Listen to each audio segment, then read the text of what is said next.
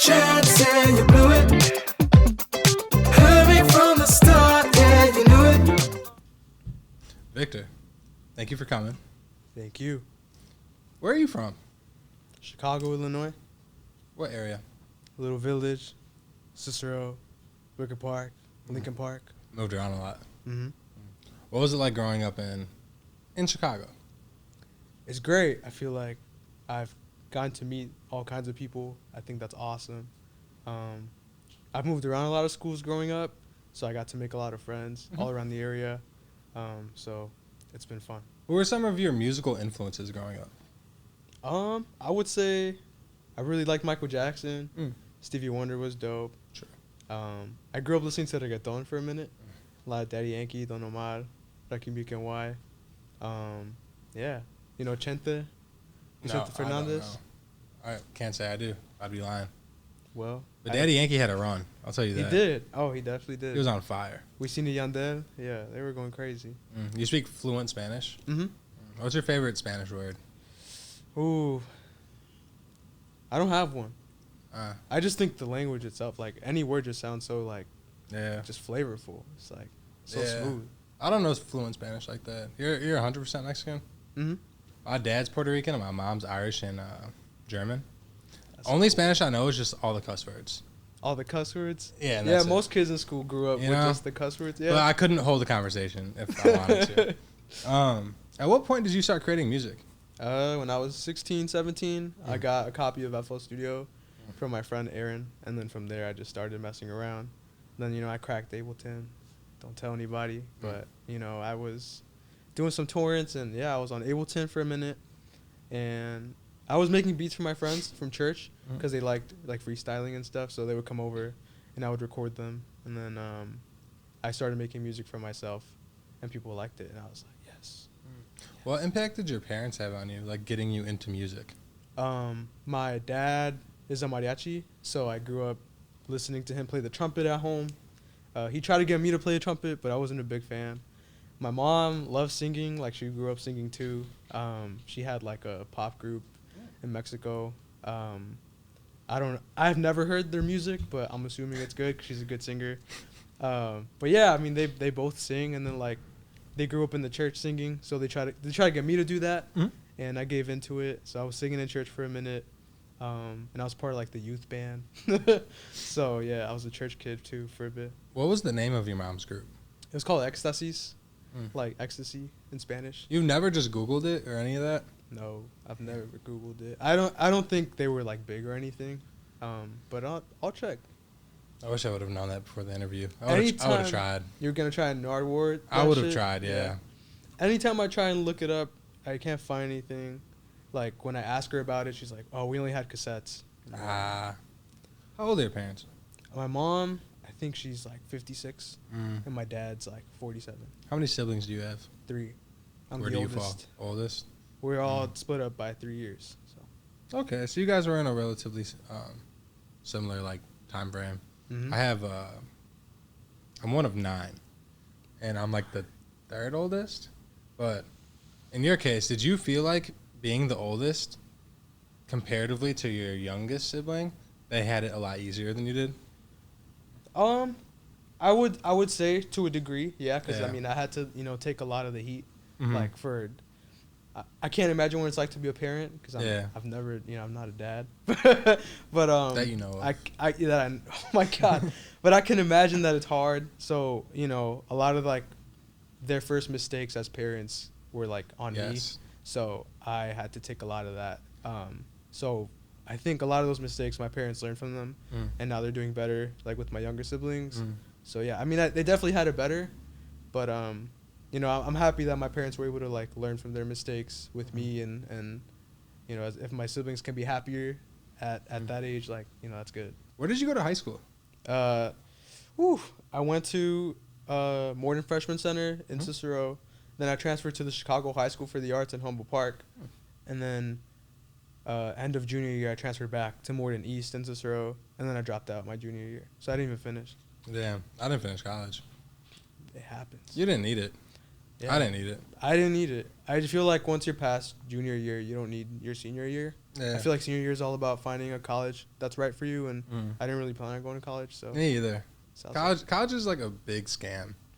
I feel like it's very it works for some people, but for some. If you want to be like a doctor, Mhm. like for sure. Like I want my doctors to like have gone to college, but you're just the money aspect of college is super weird. I've never understood it. yeah, it's scary. Can you tell me what that moment was like when Tinder song started to blow up a few years ago? I never expected it, Mhm. so it was really crazy. I remember just showing my friends every day, like, wow, this is up to 5,000 streams. Mhm. Now it's 10,000. And it would just gradually increase, and I was like, whoa, like, what is happening? And then I think, like, a year after it was out, it just exploded. And at that point, I was like, I don't know what's happening anymore. So, I had no other choice but to keep releasing music. So Yeah. I just kept doing that, and people kept enjoying every single I dropped. And, yeah, it was just, like, I don't know if I would call it luck. I mean, it was just, people just like the music, and I think that's really cool.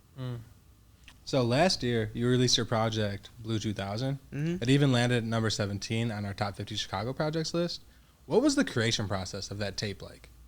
A lot of those songs were made during the pandemic, so it was mostly just how I was feeling during the pandemic.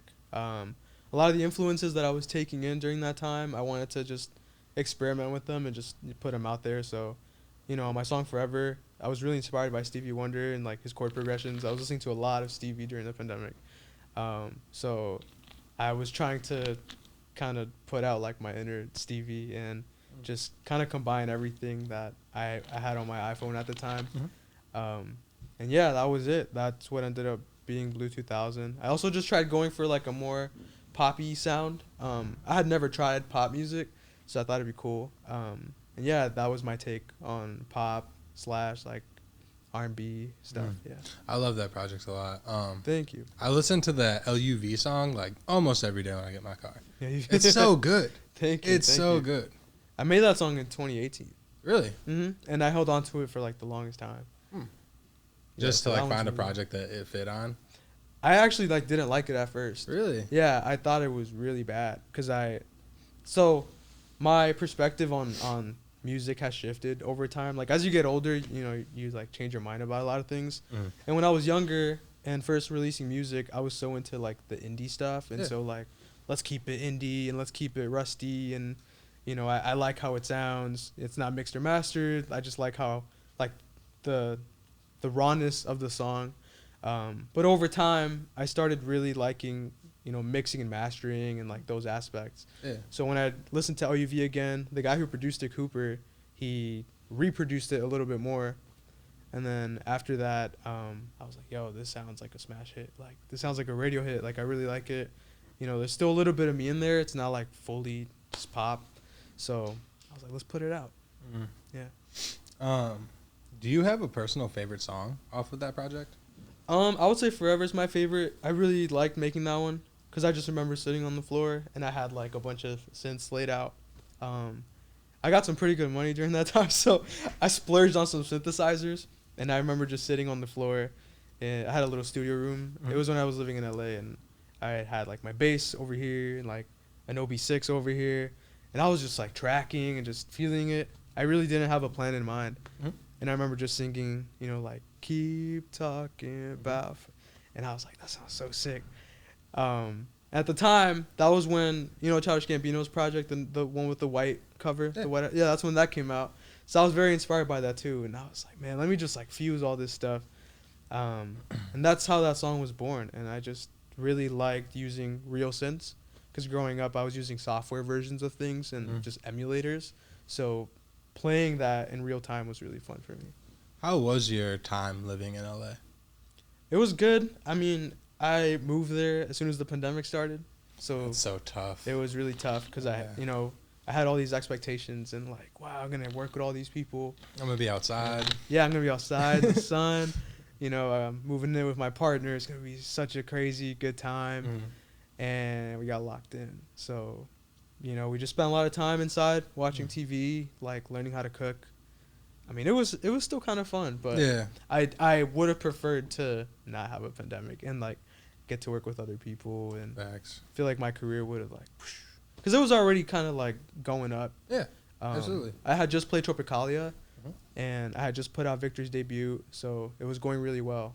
And I feel like after the pandemic, a lot of that momentum just kind of like, No, but like not only for you, that's so many artists. Like yeah, if you had a buzz or you were building momentum going into that pandemic, it was impossible to not like flatline or start to go down because yeah, you know you couldn't do shows, you couldn't interact with your fans other than like on Twitter and Instagram. It was right. And I feel like a lot of people struggled with just being creative during that time because you Yeah, couldn't really like super go out hard. and do things to get inspiration then to be creative. Yeah, I feel you. So you have been working with Heartgaze a ton. Can you tell me how you guys met? How did we meet? We met at Dreamer Show, I think. That was my first time meeting Clem. Yeah, it was a Dreamer Show. I was hanging out. I pulled up, and then I was with my friend Adon Diaz, who's another really good artist. And then Clem was just chilling. He's like, "Are you Victor?" I was like, Mhm. "Yeah." And yeah, I mean, he was very, very talkative, and Yeah. I was like, "That's cool." I don't really talk a lot because I haven't really gone out much. I'm usually home. Yeah. So I was like, whoa, whoa, whoa. But the more we hung out, I don't know. He's like a year younger than me. Yeah. But I think he's from Argentina. He is. So he has like this energy, this like drive that reminds me of me when I was younger. Because I feel like he just, he wants to get it. Like he's hungry for it. Yeah. And I think that's so cool. And that's like pushing me to get that hunger again to like go and make really good music. And I just like how carefree he is. Like he just doesn't Yeah. care. He's like, let's make this kind of song. Let's make that kind of song. Whereas if it was me, I would sit and be like, what would people think? But Clem's like teaching me like, don't care what people think. Like just make it. Yeah. And I think that's really cool. So working with him has been nice, and like he's definitely opened my mind up to like making different kinds of music. Yeah, I like him a lot. He's a really cool dude. His story's crazy. Like, and I feel like part of that hunger is because like he's not from here, and he came Right. here like he's going to Colombia, I think, Mhm. and he's just like very wide-eyed and interested in like the music scene here, and he makes great music. Like we were talking about that Tic Tac Toe song earlier. That's awesome. What's funny is how I met Clem was or Heartgaze. We were doing golden ticket giveaways for the Summer Smash Festival we do, and Glaive was in town. He's the hyperpop artist. Yeah. And we wanted him to hide some, so me and my buddy Jake were with Glaive in Wicker Park, and he like posted on his Instagram like, "Hey, I'm right here with these 2 tickets. Whoever gets them first." And like we waited like I don't know 10 minutes, and we see these 2 kids just sprinting down the street, and yeah, it was the shorter kid and then this taller kid that had blonde hair. It was Clem. And then like 2 months later, I was at my brother Eric's house. You were there, and Clem was there, and I had like introduced myself, and then he brought it. He's like, "I met you. Like, I won that ticket giveaway." I was like, "Bro, what the fuck?" And then I found his music. I was like, "This is a crazy full circle." Yeah. But he's really cool. I want to do one of these with him soon. Oh, you definitely should. I actually almost hit him this week to do it either right before or after you, Mhm. and not tell either of y'all, and have that funny like, "Oh shit, you're here too." But Yeah, maybe. he's awesome. maybe- He's like maybe a little another brother to time. me. He's great. What are you currently working on? Music at home. Yeah. I haven't had a job since like 2018. So I'm pretty good. Is there like a project in the works, or are you just kind of creating right now? Yeah, me and Clem are working on next EP. I want to put out maybe like a 3-4 song EP, and then I want to put out like a full length album. I feel like I've never had time to actually sit down and work on an album that I really enjoy, because I've worked with different distributors and they give me deadlines, and deadlines just kind of they suck. Yeah. And I'm like, why'd I do that? But now I'm learning, and I want to really take my time. I feel like I haven't caught a break and like just sat down and taken my time with something that I really enjoy. So, Can you tell me what's going on in this photo? oh my god. Oh, so during the pandemic, I adopted a dog. It was a pug beagle mix, and I named her Juno. Yeah. So me and my partner baked a cake that day, and we were just eating some cake, and then Juno comes up, and we were like, "Oh my god, she's so cute." And yeah, she was trying to get a piece of the cake, and we just thought it was hilarious. We snapped a pic. And you actually just fostered a cat.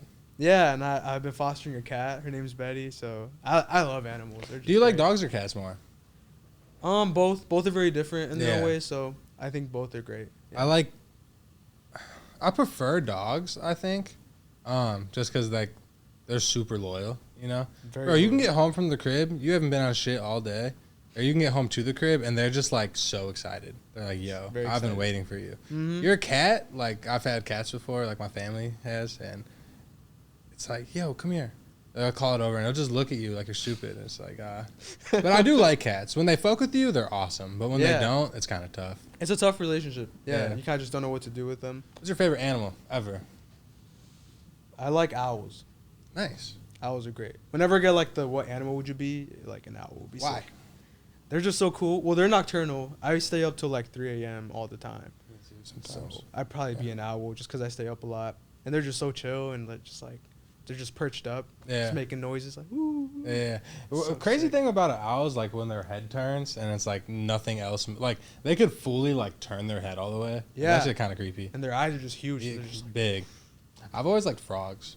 frogs. Why do you like frogs? Dude, just like a frog's kind of tight. You know, just simple as that. Like, dude, a frog just jumping around. They look cool. They look great. Yeah, just chilling. Who are some artists that you want to work with in the future? Some artists I want to work with would be Vegan. Love Vegan's production style. Mhm. I think it would complement mine really well. I just love his take on like drums, and he just has like a really cool way with arrangements. I would love at some point to work with Teezo Touchdown.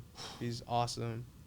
I've produced for Dreamer and Hate Sunny, so that's not very far out. I think it's very possible to meet Teezo one day and get something in the works with him.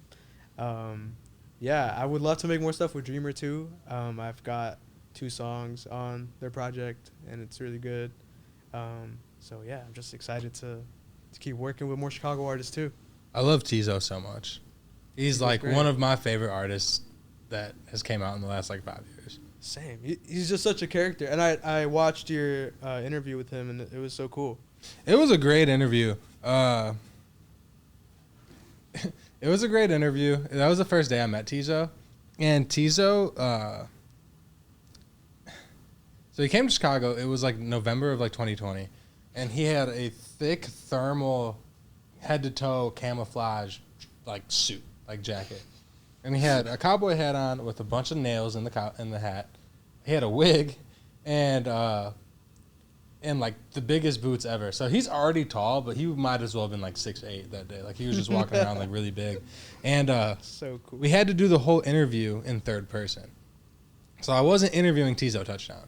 I was interviewing Eugene. I saw. Eugene was the man behind Teezo. So I get hit with that maybe 10 minutes before the interview. And I'm like, oh shit. So like I just switched all the questions to third person. But it was so fun. And he is such a cool dude. He's coming back here. He's on tour with Tyler, which is fucking unbelievable. I'm so proud of him. I really want to see. He'll be back here next month. Low-key, I just texted him your project. So we'll see what he says. He be sending me music randomly all the time. That's epic. But anyways. Anyways. The last picture he sent me was a baby deer. I was trying not to laugh. All right. I like to ask this question to Chicago artists, right? Because there's always that conversation like, Chicago is missing this, whatever Atlanta has. Or Chicago's missing this, whatever LA has, or New York has. What do you think is missing in Chicago's music community? That's an interesting question. I'm trying to like really navigate that. Because I feel like I can't really speak too much on that because I did leave Chicago for a while. So I'm still kind of like readjusting to the scene, and like I feel like I'm learning about it again. If it's missing anything, I don't know. Maybe it's just not really missing anything. I mean, just the fact that we don't have, like a music industry here. That's kind of like, that's not our fault. It's cold here. Nobody wants to live in Chicago. It's so cold. Like Yeah, our it winters is. suck. So no one's gonna put a music industry in Chicago. What I admire about Chicago is that it's such a big community. Like I feel like we watch out for each other, and I think that's great. You know, like while I was in LA, I had a lot of Chicago friends checking in on me, just like how you doing, how you're holding up, do you need anything, and I thought that was like so cool. But yeah, I think being part of this music scene here, it feels like people really do give a shit about you, and that is so important. Yeah, I love it. I agree. Also, I don't think Chicago is like super lacking in any specific area because there's so much talent here, like creative wise. But it's really just the industry thing, the infrastructure. Like, you know, there's some small indie labels that do cool stuff, but like, there's not a big like presence. And like you said, dude, it's fine today, but like yesterday and the day before, it was like 0 degrees, and that's tough to try to convince people to live in. Right. I'm curious. So you were in LA, and then did you move from LA back to Chicago, or like what was the thought process in coming back to Chicago? I wanted to come back, mostly because the pandemic was really tough, like mentally, and I just wanted to see my family again. So I hadn't seen my brothers in like a year and my mom. So coming back home was really strange because they got taller on me, and it freaked me out a lot. I was having like a weird derealization moment. I was like, what? Like, this is life right now? But yeah, my youngest brother, he's just as tall as me now, and it freaked me out. He's like in junior high. No, he's a freshman, so that was crazy. So I just came back from my family, really, just to see them again and to see a lot of my Chicago friends. And to just come back to the scene, kind of like coming back to my roots and just kind of figuring out how this all began. And just like exploring that more. Yeah, that was beautiful. Like, actually, I really like that answer. My last question for you is, where do you see yourself in 5 years? In 5 years, I see myself serving my community, you know, by opening up a studio or something where I can give people with like no money just somewhere to make music, art. I really want to just open up like a fun space with a bunch of interfaces and synthesizers, and yeah, just like non-profit thing. Everyone can come, pull up and record, get it out on SoundCloud, wherever they want. That's what I want to do in 5 years. I want to be touring, like a big ass tour. I love touring so much. I love performing, so yeah, those are my goals right now.